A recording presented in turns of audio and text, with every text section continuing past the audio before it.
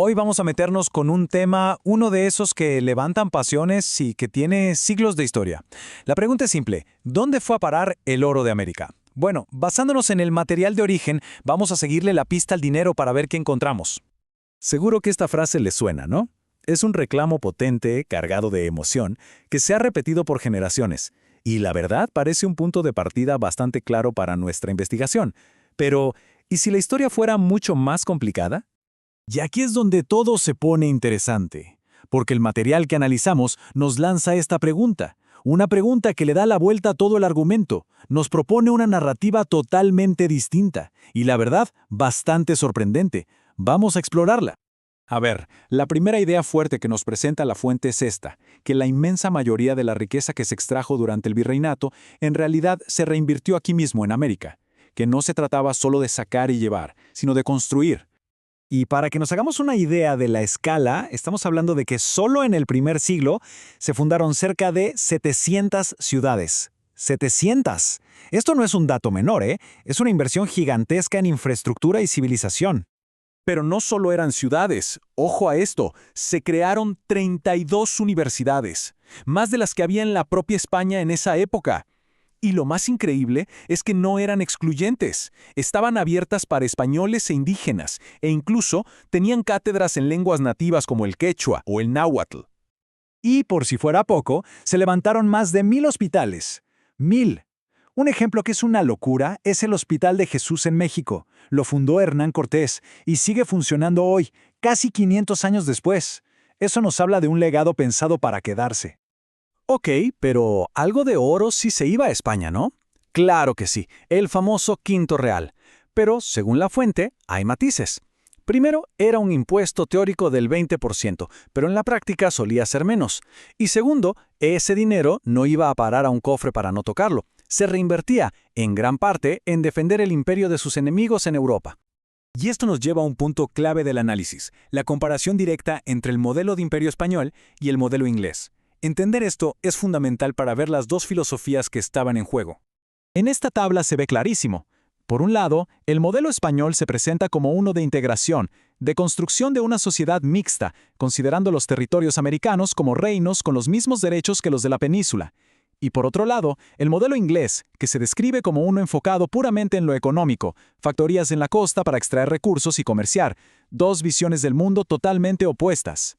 Entonces, si había tanta riqueza invertida aquí, si se había construido tanto, ¿qué pasó? ¿Por qué cambió todo de una forma tan radical después de las independencias? Bueno, aquí la narrativa da un vuelco tremendo. Miren esta línea de tiempo. Es que no deja lugar a dudas. Vemos cómo pasamos de 300 años de inversión interna a una nueva era de deuda externa. Y es casi inmediato. Una tras otra, las nuevas repúblicas empiezan a pedir préstamos a banqueros extranjeros, principalmente ingleses. La fuente usa este término tan potente, salto al abismo, para hablar de las independencias. Y es un término durísimo, porque lo que sugiere es que, desde esta perspectiva, no fue una liberación, sino el comienzo de un nuevo tipo de sometimiento, uno económico, que llevó a la pérdida de soberanía real. Así que el punto central de este argumento es que el verdadero mecanismo de fuga de la riqueza no fue el galeón español de hace 500 años, sino la deuda externa de hace 200. La fuente lo presenta como el verdadero desfalco. Y para que veamos cómo funcionaba esto en la práctica, el material nos trae un caso de estudio que es para no creer. Es el patrón que, lamentablemente, se repetiría una y otra vez. Miren este gráfico, por favor, es impactante. Del millón de libras esterlinas que supuestamente prestan a Argentina, más de la mitad, el 55%, nunca llegó al país. Se quedó en el camino, en comisiones y pagos por adelantado a los mismos prestamistas. Y claro, las obras que se habían prometido nunca se hicieron. Y aquí viene el remate de la historia, lo más fuerte de todo. Según la fuente, este préstamo no era solo una cuestión financiera, era, y cito textualmente, un requisito explícito para el reconocimiento de la independencia. O sea, en otras palabras, ¿quieres que te reconozca como país libre? Perfecto, fírmame acá y empieza a deberme dinero. Fue el nacimiento de un pacto neocolonial. Y todo esto nos trae, de golpe, al presente, porque el análisis lo que hace es cambiar el foco. Nos dice que quizás la queja histórica nos está distrayendo de una realidad económica muy actual.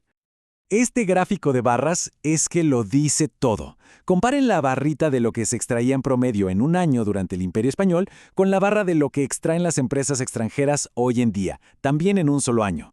La fuente afirma que la escala de la extracción actual es brutalmente mayor. Así que la conclusión final de este análisis es que el debate sobre el oro robado hace 500 años quizás desvía la atención del verdadero problema, que es la continua sangría de recursos y la dependencia económica que existe hoy, y apunta a la responsabilidad de los líderes actuales en la gestión de esa riqueza. Y cerramos con esa pregunta que lo cambia todo. Una pregunta que nos deja reflexionando con una conclusión como mínimo sorprendente, que la verdadera historia del oro tal vez no es la que siempre nos han contado.